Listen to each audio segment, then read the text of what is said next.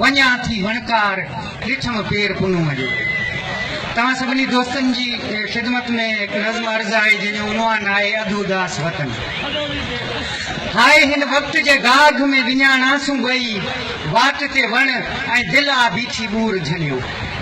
हाय हिन वक़्त जे गाघ में विञाणासूं ॿई, वाट ते वण ऐं दिलि आ बीठी बूर झलियो।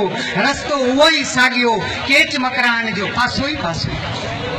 हाय हिन वक़्त जे गाघ में विञाणासूं ॿई, वाट ते वण ऐं दिलि आ बीठी बूर झलियो।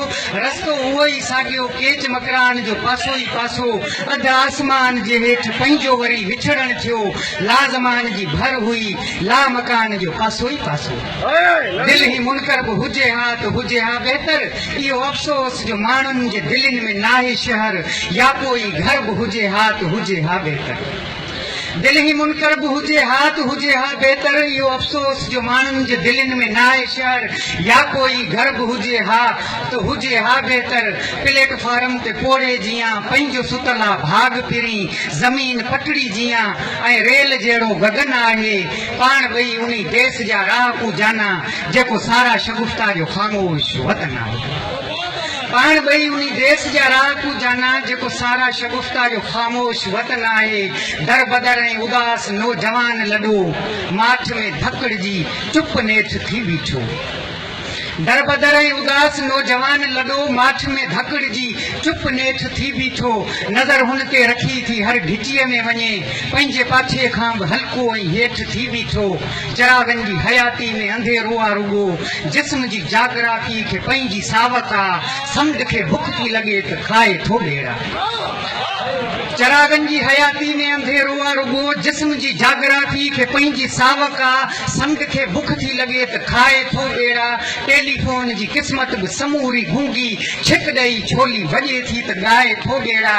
दिलि जे साहिल ते छन छनन छन आहे, पाण ॿई उन्ही देश जा राह कू जाना, जेको सारा शगुफ्ता जो ख़ामोश वतन आहे। इहो बि तुंहिंजो केॾो वॾो थोरो चइबो, जो तूं राति जी मानीअ ते मिलियो थी मिली। इहो बि तुंहिंजो केॾो वॾो थोरो चइबो, जो तूं राति जी मानीअ ते मिलियो थी मिली। दर्द बिहार जे अचे त अची बि वञे, उते का रकासा जे नचे त नची बि वञे। तूं उन्हीअ जी चीच झलियो खिलियो थी खिली, तुंहिंजी जुदाई जो सुठो मूं रियाज़ कयो। तुंहिंजे टांगे ते अचण जो जाम आऊं पियां थो। तुंहिंजी जुदाई जो सुठो मूं रियाज़ कयो, तुंहिंजे टांगे ते अचण जो जाम आऊं पियां थो। तूं अची थी त सॼे घर में साह पइजो वञे, सुकल मेवे जे ॾूंघे जियां पाण ॿई चुप हाणे। केरु ॼाणे त कहिड़ी सदी ऐं कहिड़ो सन आहे, पाण ॿई उन्ही देश जा राह कू जाना, जेको सारा शगुफ्ता जो ख़ामोश वतन आहे। पाण ॿई उन्ही देश जा राह कू जाना, जेको सारा शगुफ्ता जो ख़ामोश वतन आहे। आऊं के दौड़ायल पखीअ जी उछल खाई, हवा में हिकिड़ी फेरी ॾियां, तूं मूं मां खंभ जी छण ऐं हवा में गुम थी वञे। आऊं के दौड़ायल पखीअ जी उछल खाई, हवा में हिकिड़ी फेरी ॾियां, तूं मूं मां खंभ जी छण ऐं हवा में गुम थी वञे। या त ढंढतां के ॿोड़ीअ जे आखेरे मां निकिरां, तूं मूंखे ॿाहूं ॿई हण ऐं हवा में गुम थी वञे।